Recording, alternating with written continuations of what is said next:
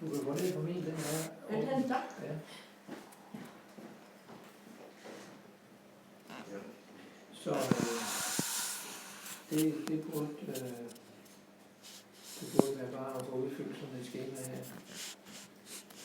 Super.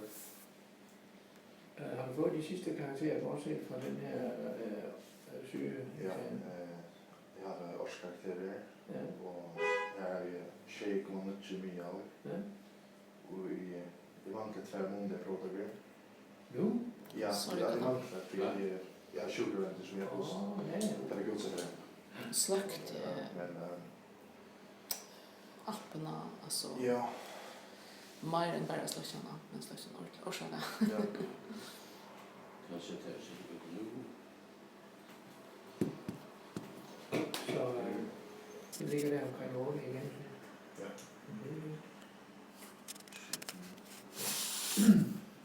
Har du været inde og kigge på ansøgningsskemaet? Ja. Man kan jo lave det online, Ja, så, og man kan lave det Nu på er papir, det.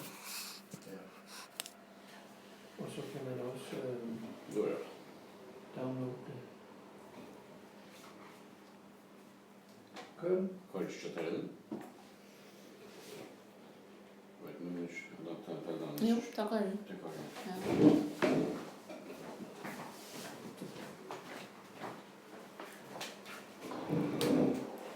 Ja.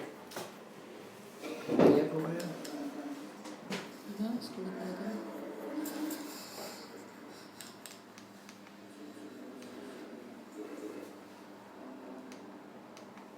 Det går ju nog snacka för sent.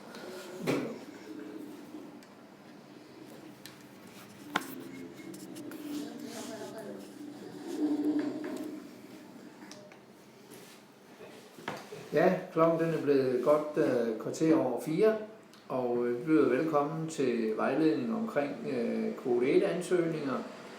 Den første 3 kvarter, der handler det om kvote 1 til flåskabsætters uddannelser, og kvart over 5, så tager vi de danske kvote 1-ansøgningsprocedurer.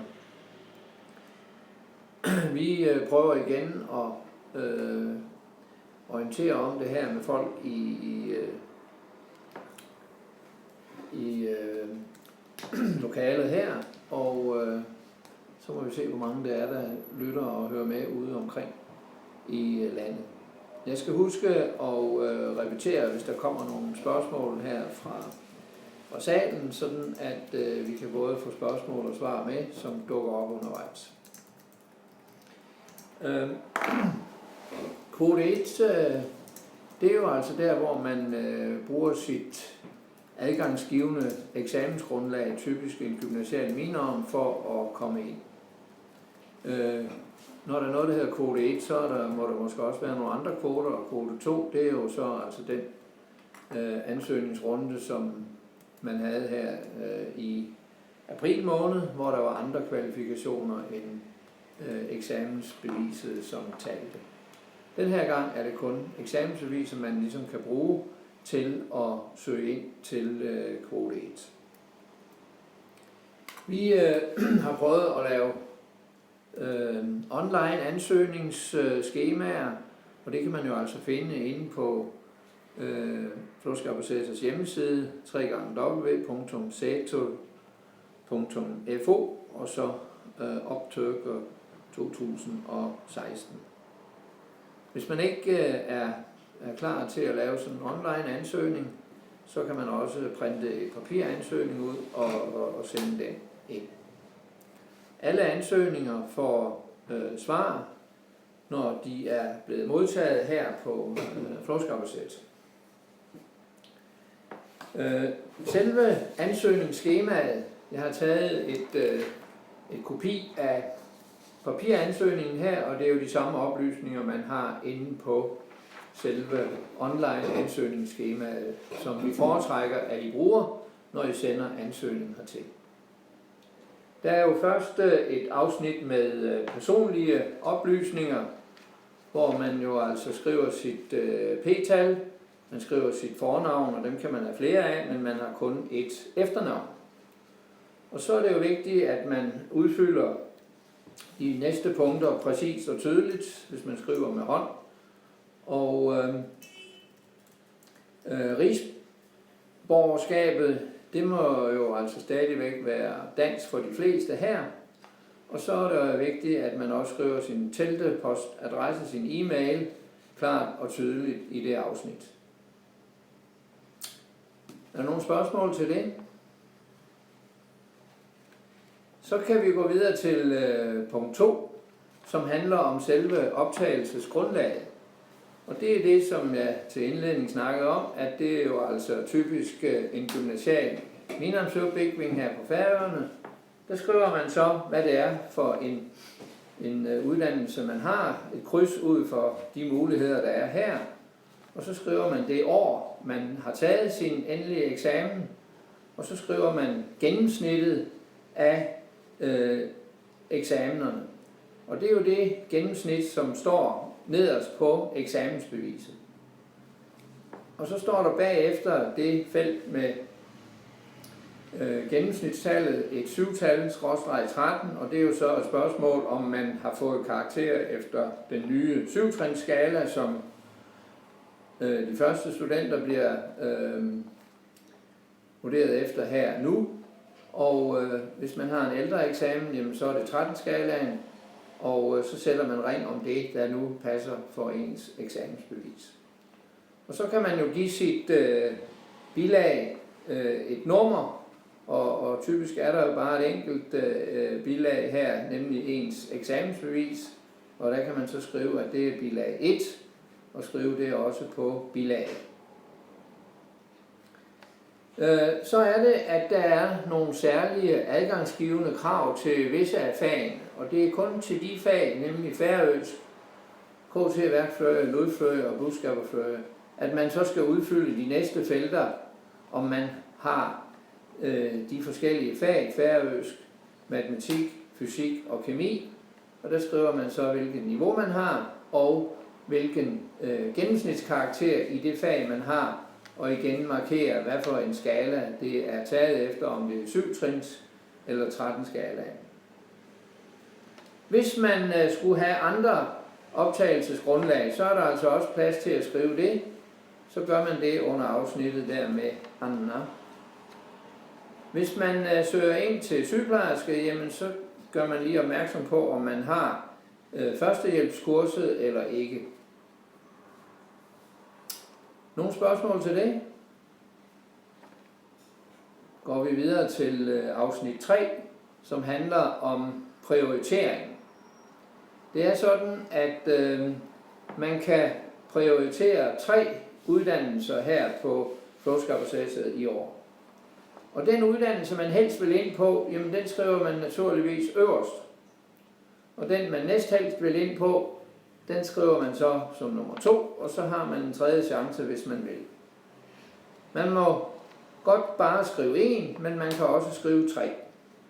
Men det skal jo være et realistisk prioritering, sådan at hvis man nu kommer ind på sin tredje, jamen så vil man altså også tage imod den mulighed. Så er det sådan, at man kan ønske at komme på en venteliste, hvis man vil det. Så skal man sætte kryds ud for, om man ønsker at blive sat på en venteliste. Og det er, hvis man for eksempel kommer ind på sin anden og tredje prioritet, men altså meget gerne vil ind på sin første, så kan man komme på venteliste til sin første prioritet.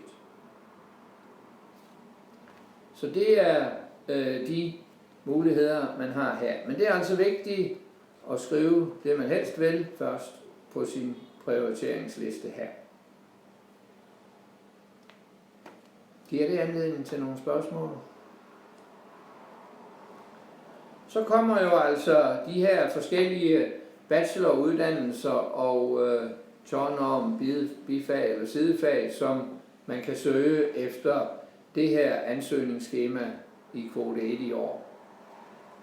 Og det er jo så dem, der har været udbudt. Det er lærer, pædagog, færøsk, sygeplejerske, KT, økonomi, og så 3 forskellige biologilinjer, færøsk, som bifag og matematik som bifag, og så er det historie, og så er det politik og administration, og socialvidenskab og samfundsplanlægning, og de 3 fag kan man så også tage som bifag, og det skal man så også søge på det her skema i år.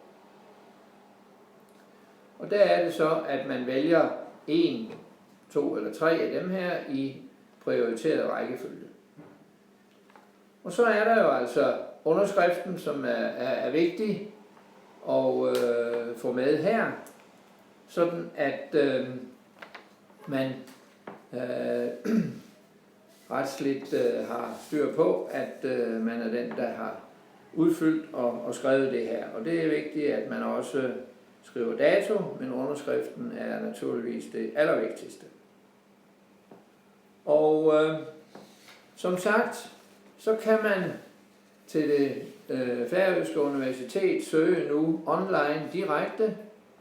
Man kan også printe et skema ud, og så sende det enten med posten, eller til e-mailadressen, som også står på skemaet her, lester@sato.fo, eller aflevere det i postkassen her på Lester-skriftordren, JC Sværgårdsgøte nummer 7. Og det skal jo så afleveres senest den 1. juli til midnat, og så bliver det behandlet, og så får man besked. Beskeden bliver sendt herfra den 20. juli, så det er en af dagene derefter, at man får besked om man er blevet optaget, om man er på venteliste, eller om man er blevet afvist, fordi man ikke opfylder adgangskravene. Og så har man jo et stykke tid til at tænke sig om, når man nu har søgt og fået besked om, at man for eksempel er blevet optaget, jamen så skal man bekræfte den studieplads, som man så har fået, og det skal man gøre senest fredag den 5. august. Og hvis man ikke bekræfter det, jamen, så betragter vi det som, at man ikke tager imod et eventuelt tilbud om at blive optaget på en uddannelse. Nederst her på skemaet, der handler det så også om, at man gør opmærksom på, om man vil have Lester-stol fra Stutne, så sætter man kryds ved det, og hvis man ikke af en eller anden grund vil have det, så siger man nej. Så er der mulighed for, at man kan få lavet sådan en fuldmagt, hvis man nu af en eller anden grund ikke har mulighed for at besvare en henvendelse om, at man er blevet optaget inden den fastsatte tid i august, den 5. august, så kan man give sin kæreste, forældre eller andre fuldmagt, og det er så det, der er et skema til, også i forbindelse med ansøgningen her.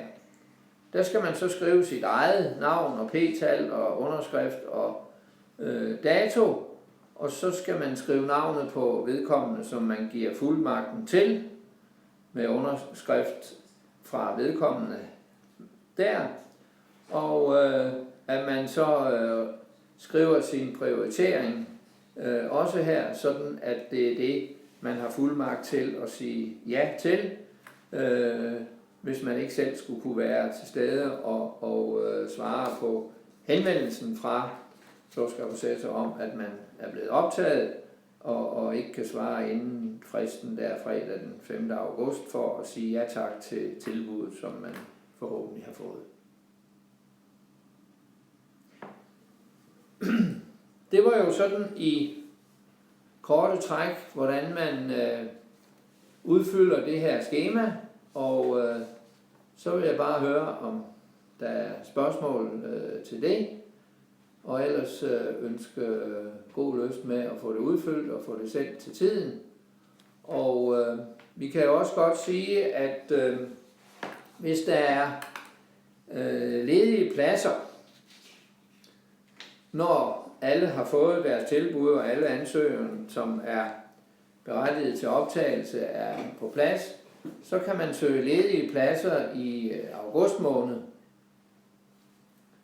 Og det kommer der så besked om i medierne og på hjemmesiden efter den 10. august og frem til studiets start omkring 1. september. Der findes jo også en vejledning til denne ansøgning, hvor man kan få uddybet nogle af de her forhold. Og på denne vejledning, der står der jo for eksempel, hvordan det var med adgangskravene sidste år efter kvote 1 til de uddannelser, hvor der var adgangsbegrænsning. Og der var jo 3 uddannelser sidste år, som havde adgangsbegrænsning, og det var læreruddannelsen, som endte med at have 8,2 efter 13-skalaen, som laveste gennemsnit, som blev optaget efter kvote 1. De 8,2, det svarer så til 6,4 efter den nye 7-trinsskala. Pædagoguddannelsen havde 7,6 som mindste gennemsnit efter kvote 1, og de 7,6, det svarer så til 4,9 efter den nye 7-trinsskala. Endelig så var der jo sygeplejeuddannelsen, som havde det højeste karakteradgangskrav på 8,4 sidste år, og de 8,4 svarer så til 6,9. Og det er jo vejledende, kan man sige, gennemsnit, som man ikke kan vide, om bliver anderledes i år, men det er ligesom det nærmeste, man kommer på at give en pejling af, hvor niveauet ligger. Der plejer ikke at være den store forskel, men det kan variere jo selvfølgelig nogle decimaler, så det er ingen garanti for, at man kommer ind, selvom man har det gennemsnit, som man nu har opgivet her, som var de mindste gennemsnit, man kom ind med sidste år. Til de andre uddannelser, der var der så ikke adgangsbegrænsning på den måde, at alle, der havde bestået eksamenerne, og som havde opfyldt de adgangsspecifikke krav, jamen de kom ind. Og der er jo så de forskellige særkrav til dem, men hvis man opfyldte dem og havde bestået en adgangsgivende eksamen, en gymnasial minimumsuddannelse, jamen så var man blevet optaget. Og det ved vi jo så heller ikke om, hvordan det bliver i år, om der bliver adgangsbegrænsning, fordi der er flere ansøgere, end der er pladser, men det får vi jo så at se i løbet af juli måned.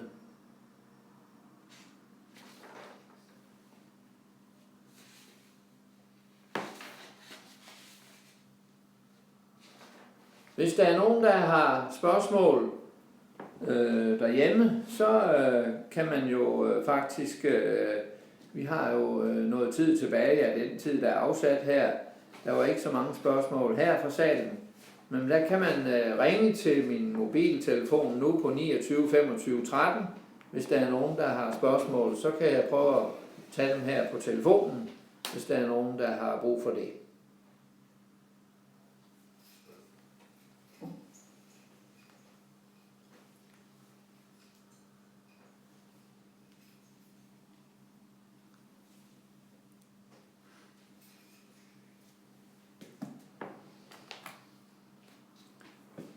I får lige et par minutter til at tænke jer om og ringe, hvis det er. Så kan vi tage et par spørgsmål over telefonen, hvis der er brug for det.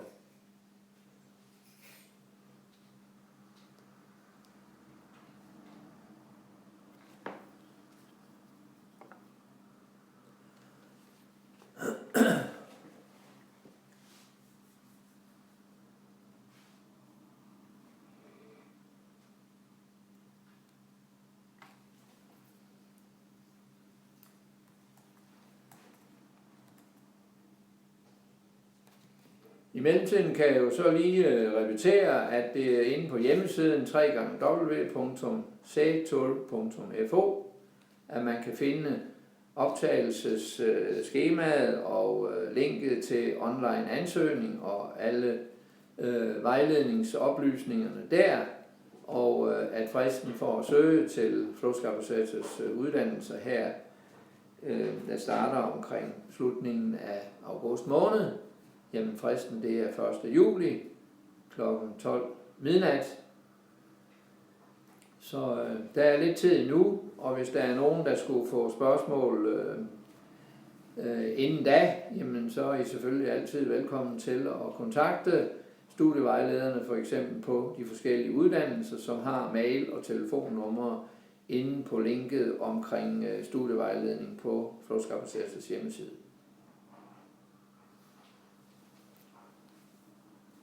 Så der er ikke nogen telefoner, der larmer her, og så tror jeg bare, at vi vil sige tak for nu. Og så 5:15, så tager vi kode 1 til Danmark, som vi så prøver at gennemgå på samme måde med hensyn til at løbe skemaet igennem og forklare de ting, som måske kan være anledning til tvivl og usikkerhed, når man skal udfylde det. Tak for nu.